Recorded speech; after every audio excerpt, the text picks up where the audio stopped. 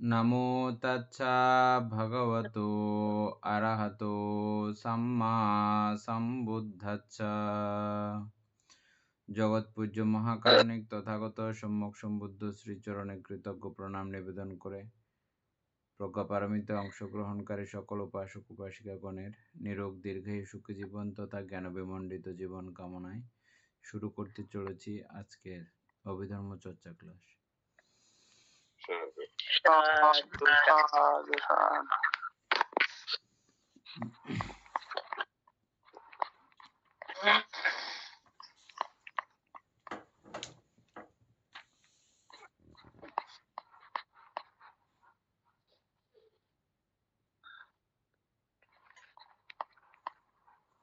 আজকে কত পৃষ্ঠা? 1340 নাম্বার।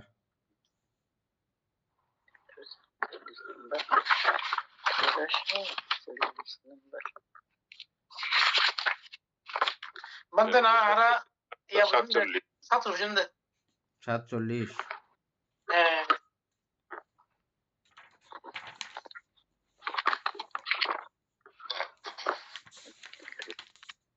633 number page yat.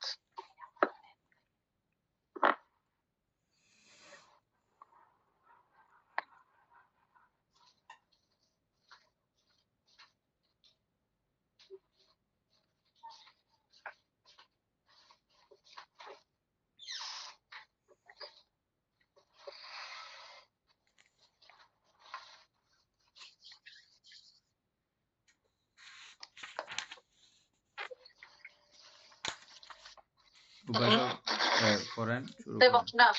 মঙ্গল হোক।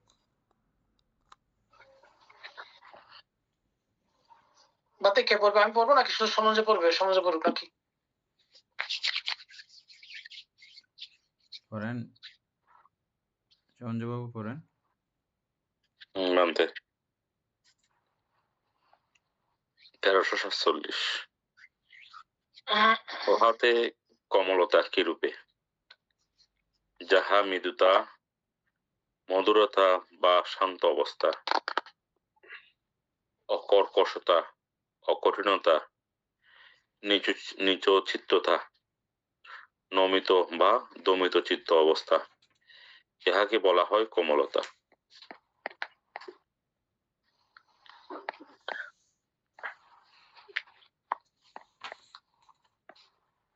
উপাসক অ্যাপস এর মধ্যে যেটা আছে এটা পড়েন তো। Bante এফসি বলা হচ্ছে মৃদুতা, কোমলতা, নমনীয়তা, মসৃণতা, নমনীয়তা দুটো দিচ্ছে, মনের নিচুতাবিহীনতা, এটিকে বলা হয় কোমলতা। এখানে আমাদের সবটাকে বোঝানো হচ্ছে আর কি। হ্যাঁ, সফট। এর আগে যেগুলো ছিল এগুলো নাই যে এখানে। কোনগুলো বলতো? এই কায় কায় মৃদুতা আসছে, মৃদুতার আগে কায় লঘুতা নাই এখানে কোথায়? কায়লঘুতা কায়ামিত মনে হয় নিচে মনে হয় নাকি নাই? কি জানি, আমরা এটা পড়ছিলাম না। ইন্দ্রিয় পরিমিত ভোজন, না এটা তো নাই বলতে, এটা না, এটা মনে হয় অন্যটা। আপনি যেটা বলতেছেন সেটা তো আপনার চৈতসিকের এখানে ছিল যে। হ্যাঁ, চৈতসিকের এখানে ওই যে একই কথা, মানে ওই চিত্রগুলোর মধ্যে কিভাবে মৃদু হয়, কখন থাকে মৃদুতা, এটাই আলোচনা আর কি। ওই চৈতসিক ওই চিত্তের মধ্যে কিভাবে থাকে, কিভাবে কাজ করে, ওটা মূলত হচ্ছে যে ওই কোমলতা কি এবং এটা কিভাবে কাজ করে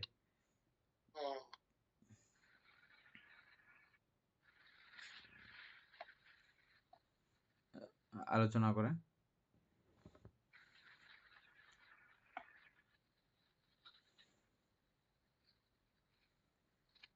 উপাসক বানতে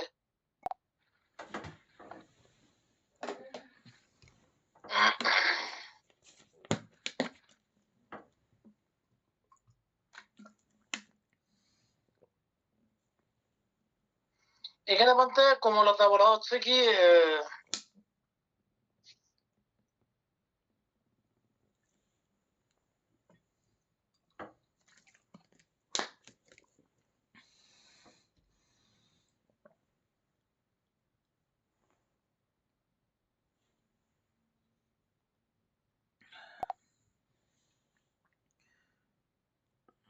কোমলতা হচ্ছে যে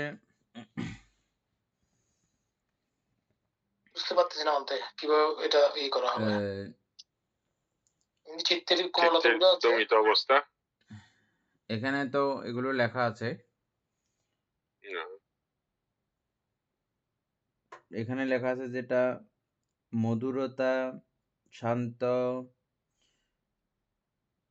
অকর্কশতা, অকঠিনতা, নিশ্চিততা বা নমিত বা দমিত চিত্ত অবস্থা, ইহাকেই বলা হয় কোমলতা।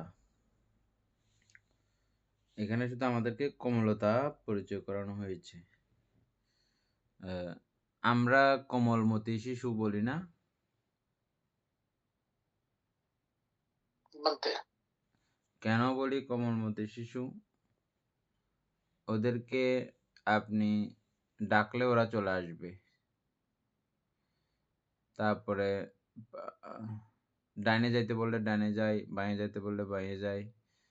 একদম কোমল তাদের মন মানসিকতা।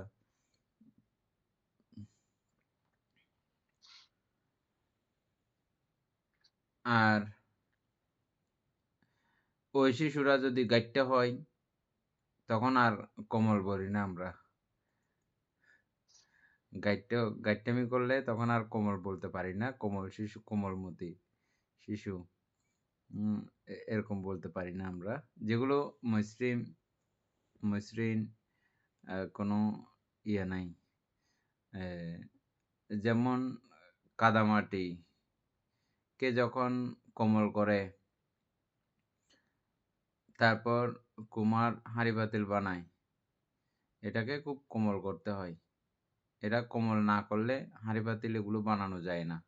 যতই ঘুরান আপনি কাজ হবে না। যখন এগুলোকে ওই মাটিগুলোকে মন্থন করিয়া কোমল বানানো হয় এবং ওখান থেকে সমস্ত নুড়ি পাথর হইতে শুরু করে সবগুলো যখন আলাদা করে ফেলে, তখন এটা দিয়ে আপনি হাঁড়ি পাতিল বানানোর কাজ করা যায়। পুড়ে গেলে, শক্ত হয়ে গেলে তখন আর কোনো কিছু হবে না। এটা নরম থাকতেই যা করার করা। এই কোমলতা। যাই হোক, এখানে কোমলতাটা আমাদের চিত্তে কিরকম? কুশল চিত্ত উৎপন্ন হওয়ার সময়, কুশল চিত্ত যখন থাকে, এই কুশল চিত্ত করার সময় একদম খুব সে মেনে নেয় কোমলভাবে। চিত্ত বলল আমি এই কুশল চিত্ত করব, কুশল কাজ করব। হ্যাঁ, তখন এই নামকায়ের বেদনা সংজ্ঞা সংস্কার এই চৈতসিক গুলো তখন ওর সঙ্গে পুরো সমর্থন দিয়ে ও চলার সময়, চিত্ত চলার সময় খুব মসৃণ ভাবে থাকে। শান্ত থাকে। হ্যাঁ, মসৃণতা থাকে। কোন শান্ত। রকমের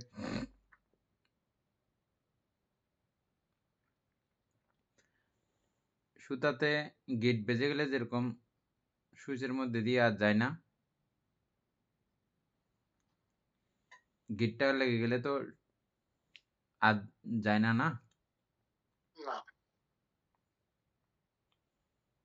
এই গিট্টাহীন অবস্থা।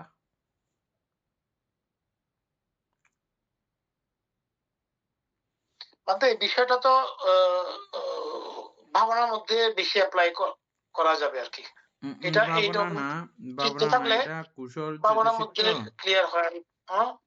এটা ভাবনা না, কুশল তো। তো এখানে আমি দানশীল ভাবনা সব কুশলের কথা জায়গাতে, বলছি না, আমি এমনি টোটাল মিলাই বলতেছি আর কি ভাবনার কথা। হ্যাঁ, সব জায়গাতেই এটা থাকবে। এটা কোমলতা। চিত্ত যখন কোমল হয় তখন এটা আমাদের এই কুশল কাজগুলো করার সময় খুব আরাম লাগে, আনন্দ লাগে। ভাঙা কর্কশ রাস্তাতে চলতে যেমন আমাদের পরিশ্রম হয়, আমাদের যাইতে পারি কিন্তু পরিশ্রম হয়। যখন মসৃণ হয় তখন আমাদের চলতে কষ্ট হয় না। ঠিক কুশলাদি কর্ম সম্পাদন করা সময়ে এই কোমলতা কায় কোমলতা, চিত্ত কোমলতা ২ রকম আছে কোমলতা, হ্যাঁ? হুম। কায় কোমলতা বলতে বেদনা সংজ্ঞা সংস্কারের কোমলতা, আর চিত্ত বলতে বিজ্ঞান বা চিত্তের কোমলতা। এই ২ টা কোমলতা আলাদা, আলাদা করে আমরা পড়ছিলাম কোথায়? এই অর্থ সংগ্রহের এখানে মধ্যে। তোমার সময় তো পড়ছিলাম তো। হ্যাঁ, তো এটা যখন থাকে তখন এটা খুব সুমসৃণভাবে চলে আরকি বিষয়টা। এটাই। যাই হোক তারপরে।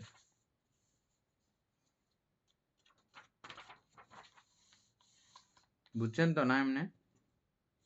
বান্দে হ্যাঁ বুঝছি। সমঞ্জয়বাবু বুঝছেন? হ্যাঁ বান্দে। বাধা দেয় না কোনো কুশল কর্ম করার সময়। হুম। গতি বাড়িয়ে দেয়। যেমন রাস্তা ভালো থাকলে গর্ত-গুত্তা না থাকলে যেমন গাড়ির স্পিড বেড়ে যায়, ঠিক এই কোমলতা যখন থাকে খুব স্পিডে, খুব দ্রুত গতিতে কুশল কর্ম আদি চলতে থাকে। বান্দে। ৩৮, ৪৮ হ্যাঁ ১৩৪৮। অহাতে ক্রান্তি কি রূপে? যাহা ক্রান্তি বা ক্ষমাগুণতা, সহিষ্ণুতা, ধৈর্য বা নম্রতা, অছান্ডলতা, অনুসারতা, চিত্তের উল্লাস বা আনন্দ, ইহাকে বলা হয় ক্রান্তি। এটা আমরা সবাই ভালো করে চিনি। এটা তো আর আলোচনা করার দরকার হচ্ছে না, না? আলোচনা করার হলে কেউ বলেন। নাইলে এর পরেরটা। ক্রান্তি তো সবাই বুঝবে, আশা করি বুঝে। সুকুমার বাবু বলেন।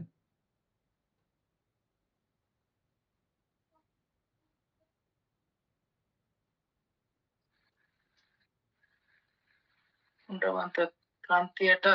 খান্তি কাকে বলে? ক্রান্তি মানিতে বান্দে অর্থাৎ মানে ধৈর্য আর কি, ধৈর্যের ক্ষমতাটা অর্থাৎ থাকতে হবে একদম ওই বান্তা এক কথায় ক্ষমাশীলতা থাকলে কেমন দেখো? শান্ত ভাব এবং ক্ষমাশীলতা। নম্রতা। এই ধৈর্যটা সব অর্থে সব অংশে যায় না। ক্ষমাশীলতা হলে ঠিক আছে, সহিষ্ণুতা ঠিক আছে। ধৈর্যটা পুরোপুরি যায় না, কিন্তু সহিষ্ণুতা মানে সহ্য। সহ্য এক জিনিস কিন্তু ধৈর্য আরেক জিনিস। তো ধৈর্য কথাটা পুরো এখানে যায় না। তারপরে ভদ্রতা, শান্ত শান্ত ধৈর্য না থাকলে বান্দা আবার সহ্য করবে না। হ্যাঁ, সহ্য থাকবে না। হ্যাঁ, ধৈর্য ধৈর্যের না সঙ্গে থাকলে আবার সহ্য সহ্যের করবে। আবার ব্যাপার আছে। ধৈর্যের সঙ্গে সহ্যের ব্যাপার আছে।